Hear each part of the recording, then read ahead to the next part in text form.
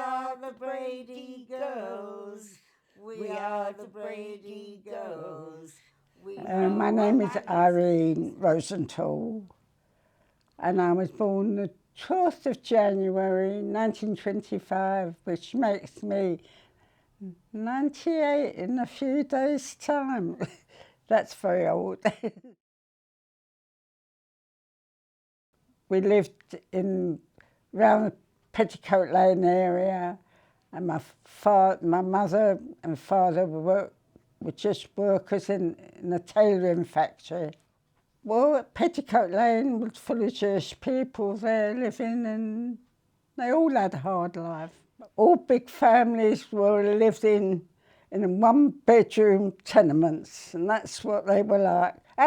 But then it didn't matter to me, I didn't know any better, so we were brought up okay. We were all brought up good.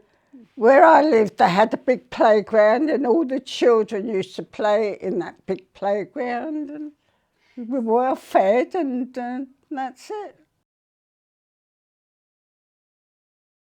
My mother had me and my brother, only two. That was a small family. And we all had one bedroom. I remember sleeping in the living room with my mother. She opened up a couch, and my brother slept with my father in the bedroom, and that was where they lived, which was horrible, but at the time, it didn't matter.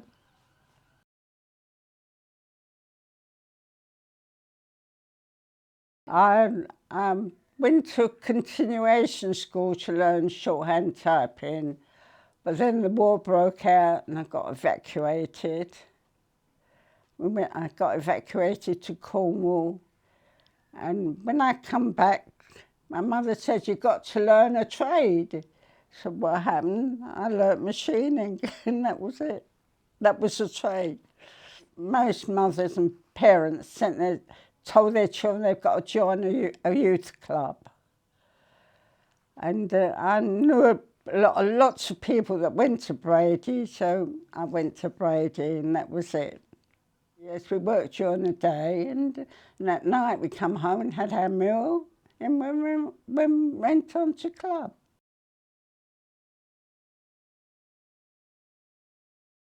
About 16, I think, about that age, 17.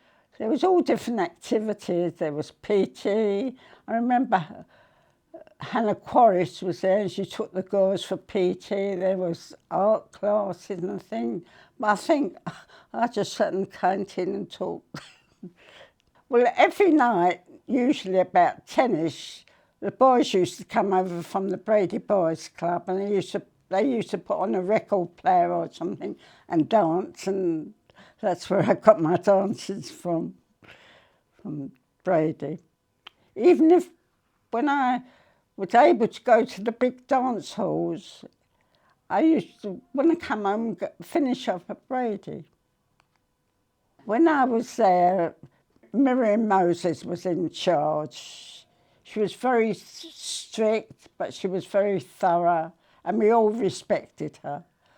And Miss Benjamin was under her, and she just, most of the girls turned out good girls. They were all, decent girls, all of them. If she saw you doing anything you shouldn't do, like shouting or misbehaving, she would tell you off. But we took it from her because we respected her. Miss Benjamin was a very sweet person, and they just had the Brady girls at heart, both of them.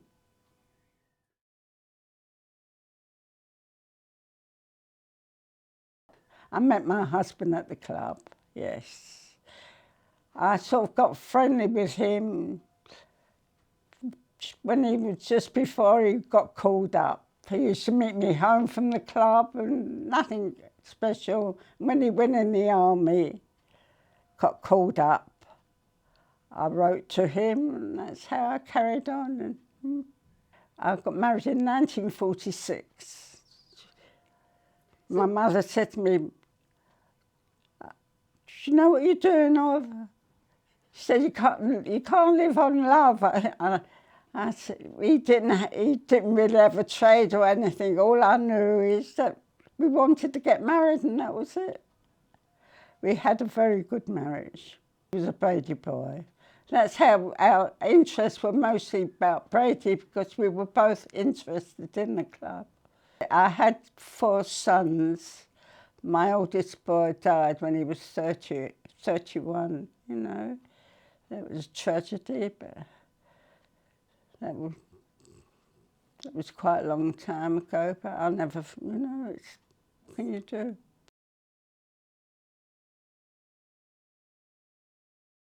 Eight grandchildren now and 4 great-grandchildren.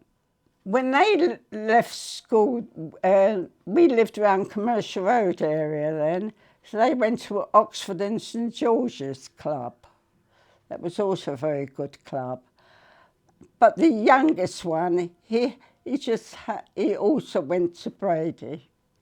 He joined the Brady Club, and he was very involved in the Brady Club. My youngest boy, Colin Rosenthal. My boys have all still got their friends through the youth club they went to when they were young. Just encouraged them to go, and they wanted to go. They used to play football in teams against one club against the other, and they enjoyed it. I'm sure they did. And they're still friendly with the boys they knew then. Now they're men and got children of their own and grandchildren, but they're still sort of, you know, involved with the same people they knew then.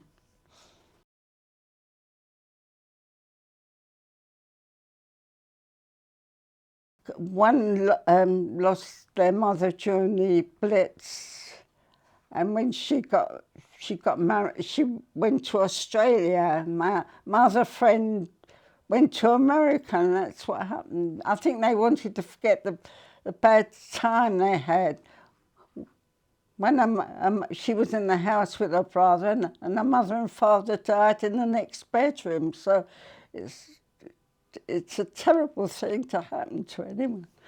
And the other one's mother went out to get bagels in the morning for their breakfast. She never come back anymore. She got blown to pieces.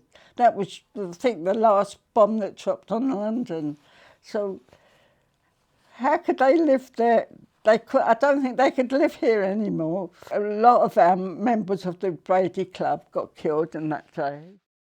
It dropped on Hughes Mansions. It was a block of flats in Valence Road.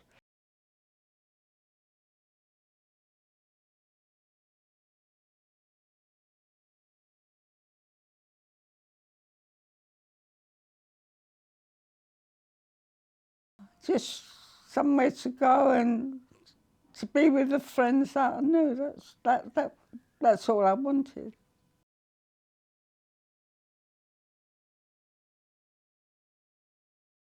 I think it's terrible. I think if they had these youth clubs now, what they had then, boys and girls wouldn't be in so much trouble anymore. They wouldn't look for anything to do wrong. I mean, we just were content to be in the club and to be with other people, be with other children, not children, teenagers. They are missing out so much. I can't tell you what they're missing out. They got their mothers buy them cars and God knows what, and they float around. They don't have the friendship what we had. We never had money to go to any big places or anything, but we just enjoyed going to the club.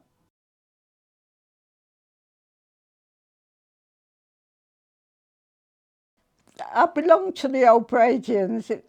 We used to have quite a few Jews, but now I think I'm one of the few left. So a lot were older than me, and they're not here anymore. If we met up, I think we used to have meetings, what we're going to do, what we're going to make, or something. They used to make dances. Betty West and her husband were very involved with the old Brady, and they sort of run it. We had Joe Collin and his wife Annette, and they also were very good old Bradian members, and they'd done such a lot, you know, for everyone. They're both not here anymore, but they leave a memory in my heart, all them people.